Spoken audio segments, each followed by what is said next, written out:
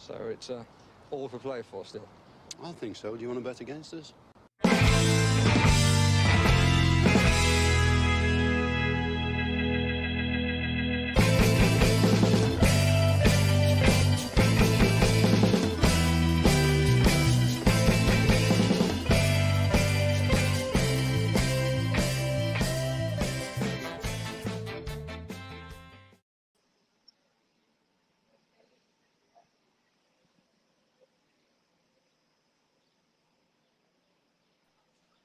I have no idea what happened there. Everything's going wrong. The intro music just stopped halfway through. That happened to you, Paddy. I just didn't have anything in my ears coming in with the intro music. Sorry, I shouldn't call you Paddy. I should call you something like Don Corleone with the glasses there and the lovely Mediterranean sunshine behind you. Call me what you like. He just called me earlier in the morning, so you've done the worst deed possible. It's actually not that early because we're an hour ahead, so it's 10:30 in the morning, so not too bad. It's not too bad. Yeah, for those of you who don't know, Paddy has been sampling Maltese football over the last week or so. I don't know if we've got time. We might talk about the Europa Conference and what it's like to go to a Europa Conference game. But before that, we will obviously be delving into the Manchester United and Aston Villa preseason team sheets as they come out. And Paddy, we very nearly didn't even have a game this morning. It looks pretty sodden down there. It looks like a game that could be played here in Galway, to be honest with you. There was so much rain. Yeah, well, my immediate concern is for the safety of the players because it appears, I think it's Simon Stone from the BBC I read, he maintained that the game should still be called off because the pitch was so bad. So my concern is that we've had a really good pre-season.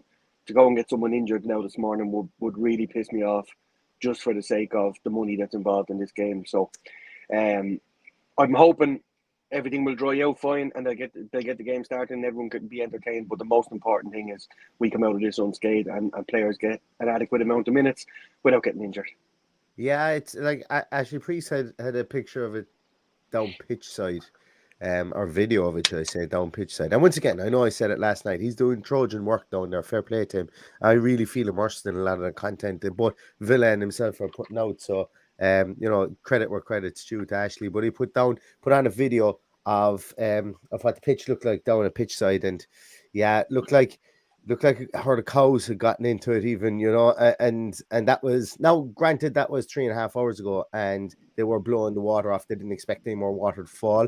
So I suppose we're really at the mercy of if more water falls between now and kickoff, but that isn't expected. The radars seem to look good. And it looks like it's going to be game on. But as you say, the safety of the players is paramount. The safety of our players is paramount. So that happens when United. Let's be exactly. really honest. But it would be a shame, as I said, to go through a preseason, have a great preseason trip, and then for somebody and this is probably a game whereby maybe you don't play Ezri Konsa, just in case. So like maybe we see a more settled or more experience, a more normal first team, I suppose, that will go out there. Talking of Ezri Konsa, Paddy. We were reading during the week that, or yesterday even, that it looked like it was a Konsa-Carlos partnership in training. That might be something to look out for this game, because if he does start. Well, if all is to be believed, it probably is the way to go, just to see what they're made of. I'm sure we're going to see Gerrard showing his hand next week against Rennes in France, and that will probably be an indication of who he's going to start with the following week against Bournemouth.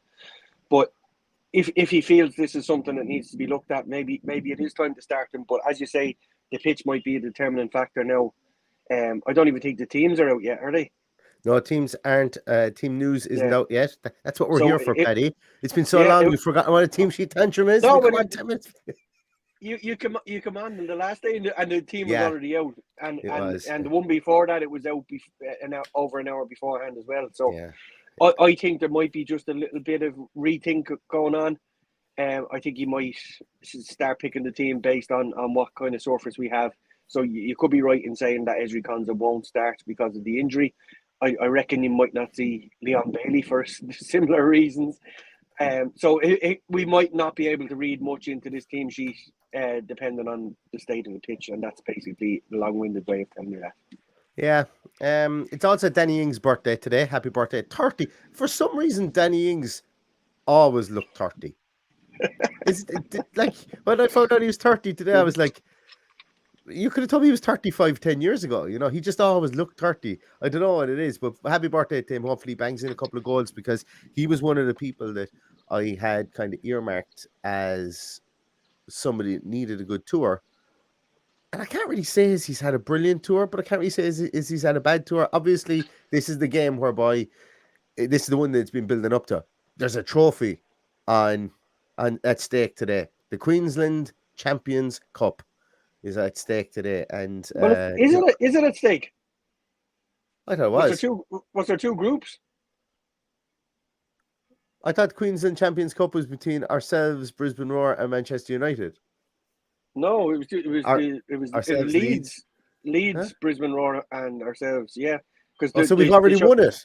We've already won it, apparently, unless there was already made up for us to play the team on the other side of the draw. But I don't know. That couldn't be possible because they would have had to predetermine that we both won the group. So as far as I'm concerned, we already won it. Oh, well, then I hope the fans, if there's any fans listening to this and you're going to the game, Queensland Champions Cup champions, you'll never sing that. You'll never sing that.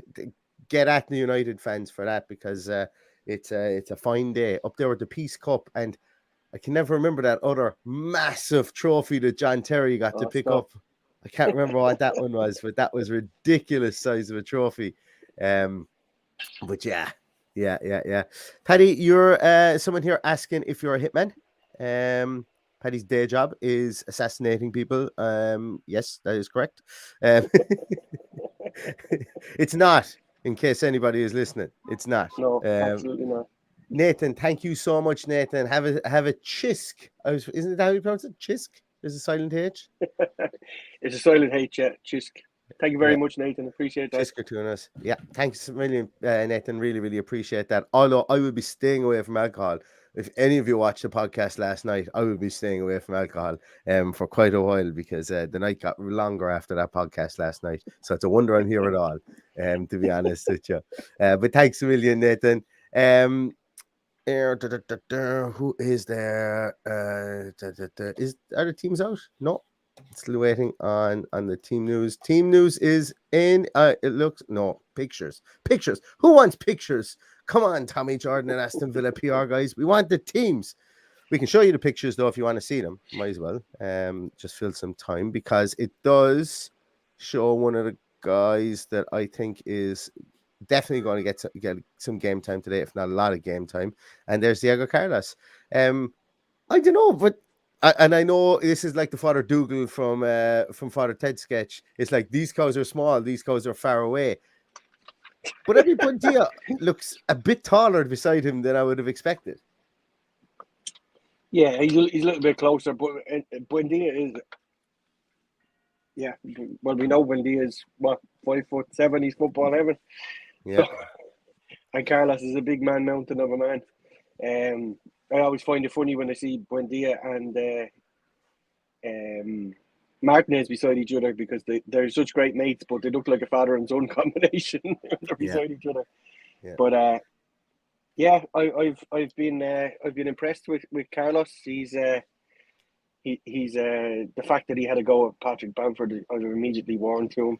So I enjoyed that one. I enjoyed that one immensely, and I'm looking forward to see him getting stuck into Premier League action in a couple of weeks because I think we'll really see him. Now, I anticipated that we wouldn't see him losing his cool until, but we've seen it already in a couple of games. So he's going to be a handful, and he's going to be a nasty little annoying player for the opposition. So I'm looking forward to it. It's about time we had one of them players that really annoys the shit out of the opposition and the opposition fans. So I'm hoping he can be that. So the team is in, Neil. If you want to scroll back up. Where the hell is the team? Okay, let's see. Let's refresh. Let's see. Team is in, and they're already beeping the horns behind you, Paddy, because they're so excited about the team. But the team news is in. We have Emi Martinez in goals. We have Cash, Diego Carlos, Mings and Dina, Ramsey, Kamara, McGinn, Coutinho, Watkins, and Ings. two tens today. It looks like it's 2-10. To be honest with you, sometimes I find it more and more difficult to figure out what the teams are these days, because he's definitely playing a more fluid formation in this preseason. But Danny Ings gets his 30th birthday present and starts today. Do you think that pushes Watkins wide? As you say, it's becoming increasingly harder to see what way the formation is. I watched the other night for a half an hour and was struggling to find out if it was four across the middle or it was three up higher, and it was just it's probably going to take us a few weeks of getting into well, the one thing it has showed is that he's not afraid to mix it up. So I think we'll see a variation of a 4-2-3-1, a 4-2-2-2 nearly, or whatever way you want to look at it. But it looks today that Watkins will play wide because of the opposition. I think it's 4-2-3-1. Matt, you're right. I said 2-10s. I meant 2-9s. It was a heavy night last night, so I do apologize. 10s and 9s, there's no difference. There's no difference between the two. But it's an interesting lineup, obviously, because he's fitted in all the names apart from Buendia that we mentioned there, and really, and Bailey, as you said, didn't start. So when we look at the subs bench there, we've got two goalkeepers. We've Robin Olsen, Philip Marshall. We have Konza, Douglas Luiz, Sanson, Buendia, Chambers, Ashley Young, Kessler, Bailey, Cameron Archer, Aaron Ramsey, Young Tim, and Josh Feeney. So the bench is made up by pretty much every other available player. As we know, Keenan Davis got injured and won't be taking part in any more of the sessions and our games, obviously. And he didn't get any minutes down in Australia, which I think is quite strange. But then again, if he was carrying a knock, that does answer that question. But yeah, it's like we've gone attacking enough here, Paddy, against the Manchester United team that seemed to have found their feet pretty quickly under Ten Hag. Yeah, he seems to be wheeling the axe very early, and he's not taking any shit. I don't know whether you saw the game the other day. I watched a few highlight reels that were put on Twitter where you could actually hear him swearing and calling players out as they were playing. So he's not gonna put up with the Man United that we saw last season, where the fellas aren't pulling their weight. So he seems like a tough cookie and a hard man to deal with, and I wouldn't like him breathing down my neck, judging by what I've saw in the last week. Yeah. But look, we need, today is not about the opposition. Today is about, as I tried to explain to my son last night, that if you imagine the preseason is about running a marathon, that you're building up to play that 90 minutes, which will probably be next week against Rennes, where we're going to see the bulk of what we see against Bournemouth the following week, play 70, if not 90 minutes of that game, in order to have them. You know yourself, when you run a marathon, you don't run the marathon in training. I don't know about running the marathon, Paddy. Well, you're building up to it, is what I'm trying to say. So we'd probably have wholesale changes in this. We'll probably see a number of players come off at halftime, but I don't think on the scale that we saw previously. I think he'll try and keep the shape and the formation, with the exception of maybe changing it to a two up top if he wants to go chasing the game. But I think the last thing on his mind is winning this game today. I think he wants to get a performance and a tune out of some of those players. Yeah, I expect to see the 60-minute roll on of subs. I think that this team will probably get 60 minutes. Yeah, I think so. And then, obviously we will say, obviously we'll see, I think we'll see Buendia. I think we might see Ken Kessler. Douglas Luiz probably comes off the bench. Young Tim, he seems besotted by Young Tim and Archer at the moment, Jared, which is fantastic, which is great, because all that is saved money. And if those players turn out to be as good as Steven Gerrard thinks they can, well, then it's that's all good. That's good for Aston Villa. It goes without saying. I know I'm stating the obvious here, but that's money saved. That's money in the bank, and we may not see players come through based on that. Personally, I still want an 8, but we may not see that come in. But I think it's going to be interesting in 60 minutes, 2 rolls in, rolls out. I don't think that's the team for Bournemouth. I just think that's the team that's it's close enough to it. I think it's probably one maybe 2 changes. But I think it's not far off it. from what we've seen in the last couple of games, I think it's virtually impossible to be dropping Emi Buendia. I just think he's been immense. He's just got that little bit of a magic ball that he can put through and create chances. I think we're absolutely mad not to be considering him to be a starter and the first name on the team sheet. But unfortunately, when you've paid that kind of money for and the wages that Philip Coutinho demands, we've got to have him in the team. So he's got the hard job of figuring out how he gets both of them in there and if he can play both of them in there, because I think Buendia has been absolutely immense. Yeah, he's probably been our standout. Well, obviously Cameron Archer's got the goals, but I think in the minutes he's made the most of his minutes, Buendia, when he's been on the field and he's been busy. One of the things that I did find about him and was that you could hear Ezri Konsa roaring at him when he was out of position, and he's probably too busy, if anything. You know, if we are going to play that, if we need a disciplined 10, he probably roams around the field that's probably too much, which is something Coutinho doesn't do. So maybe he needs to be less ball hungry at times, but you know what he's doing in preseason, I'm very happy with.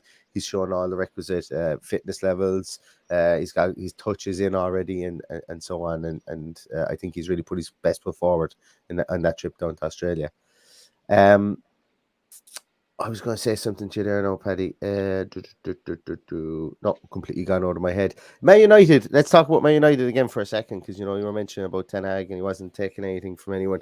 I watched that game that they played against Crystal Palace, and I just thought I thought that they looked really, really good.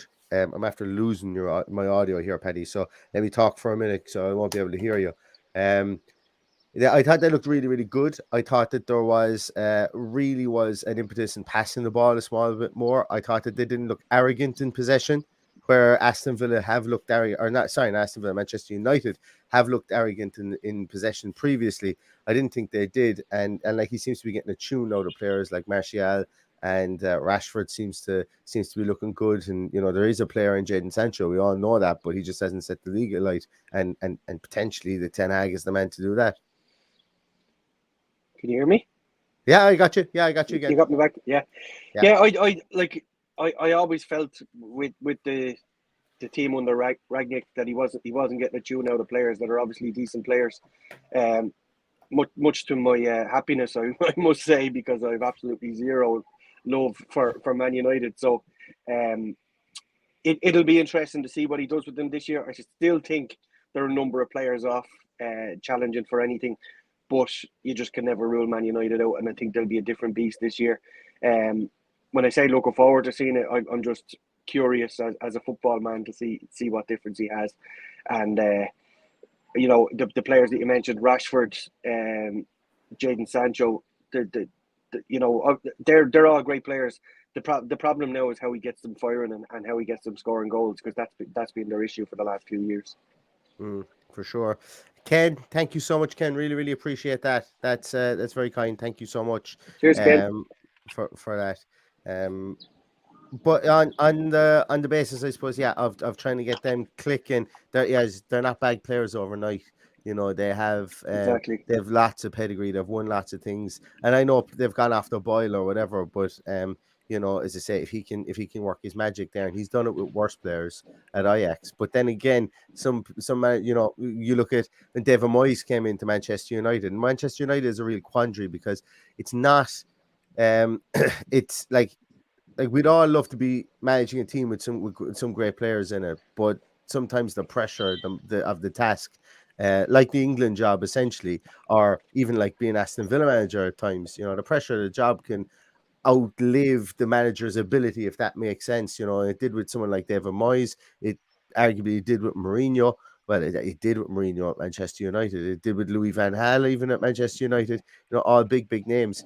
Maybe they just need somebody to come in there who's a small bit fearless and just comes in and does put his stamp on it, because Man United have been in the wilderness for long enough. I personally would prefer them to be in the wilderness for another 10-15 years. That would be nice, but they will get back on their feet at some stage. For the rest of my lifetime will do. Yeah, for the rest of my lifetime will do. But they are looking to get back on their feet, and I think they're pretty confident that Ten Hag is. So I'm interested in seeing what way they look in possession and out of possession today, because I think it's going to look very, very different to the Manchester United that we know or that we have seen over the last few years. I'm just going to try and see if I can find their team sheets. Should be able to find their team sheets. Yeah. Oh, don't type Man United. Whatever you do, lads, do not type Man United into Twitter. Lots of nonsense came up. Here it goes. They are going with the following. So they have De Gea in goals, Lindelof, Maguire, and they're one of these teams who does it numerically as opposed to positionally. Oh, did they not know I was on the sauce last night? That's annoying. So it looks like Dalot, Shaw, Lindelof, Maguire back four. You have Fred and Van de Beek anchoring the midfield with what looks like Sancho, Fernandez, and Rashford behind the aforementioned Anthony Martial as well. There. Yeah. So like they haven't signed anyone of note. I know they signed left back from Feyenoord, but I think he's gone straight back. No, he is. He's on the bench. Malaka. I don't know how to pronounce his name, but he's there on the bench. I was hoping they'd start Alex Telles because I firmly believe that Alex Telles is useless at football. But it seems that they aren't, and it seems that they're playing Shaw instead of him, so we won't be able to attack that as readily down that wing. But yeah, there's a bit of like there's nothing new in that team. No, there's not. Well, the one thing that stands out is Donny van der Beek. I think you'll get a tune on Donny van der Beek. Donny van der Beek has been a smashing player at club level and international level until he went there, which happens to a lot of players. But he just never got a chance under the previous regime. So he's a decent player and a player I've admired from a distance. So to see him being thrown in there and starting means that he's got a lot of faith in him. And I'd imagine the Dutch connection, he'll really want him to do well. Yeah, I think so too. They've got a guy on the bench. Am I right in saying that's Robbie Savage's young fella? There's a fella on the bench, Savage, and I know that wasn't there something that he gotten further down the line at United than Robbie Savage ever did? Yeah, he did. He played the other day. All we need now is Dion Dublin's son to play for us, and just I want to give him a headbutt at some stage. Yeah, and I think for United fans are more interested in who isn't playing because, as you can see, there's a lot of players there that are youthful. You know, you look at like you just look down through the names there. Bar Varane, Heaton, Eric Bailly, Wan-Bissaka, you know, all the rest of them are young players. Garnacho obviously already been called up to the Argentinian squad. Hasn't made his professional or his senior debut in the league, I don't think, for Manchester United. Maybe he did towards the end of last season. You've got guys there like Elanga, it's Hannibal, Joe Garner. All those guys that were out on loan last season as well are coming back and getting some time under Ten Hag. So I think that's what they're more interested in, is seeing that and seeing what they do with their young players. If you're wondering what that noise is in the background, I do have the baby monitor here beside me. So this could be a curtailed team sheet tantrum. But Paddy, before we may have to wrap this one up, what's your feelings on today? As they say, take out the pitch condition, but what would you like to see from Aston Villa today? I'd like to see. Well, obviously we're going to see a more open, fluid game than we did on Wednesday because, let's be honest, Brisbane were just parked the bus and allowed us to try and break them down. So I'm looking forward to seeing us in a more open environment. I think both teams will attack. Both teams will go for it. I think we'll see a lot of goal opportunities, if not a lot of goals. But I think the most important thing today is the players get minutes under their belt, and then we look forward to 2 weeks' time when we have no injuries. So that is the most important thing because we've had fairly disjointed pre-seasons for the last 2 years. I just hate this. And let's be honest, looking at the pitches they've been training on and playing on, they haven't been great in Australia. So to get to this stage without any injuries is a lot. So I'm hoping it stays that way and we can get out on that flight tomorrow unscathed. Yeah, me too. I just want everybody to get out unscathed. Don't really care about the result. It's always good to get one over on Manchester United. But we are 45 minutes away from kickoff, guys. I'm going to let everybody go enjoy their morning, get everything done. Jesus, we've over 200 people watching. Can we get some thumbs up and some likes on the stream, guys? That would be fantastic. But I have the call of my beautiful daughter at the moment. She's just woken up, so we do have to curtail this this podcast. We might come back on again for a post-match one, depending on the result, if there's anything notable. But thanks so much, everybody, for joining us this morning. Thanks for wherever you are in the world. And I'm sorry I couldn't get to some of your comments, but here's to a good game today. Enjoy it wherever you're watching it. And all that's left to say is up the Villa. Up the Villa.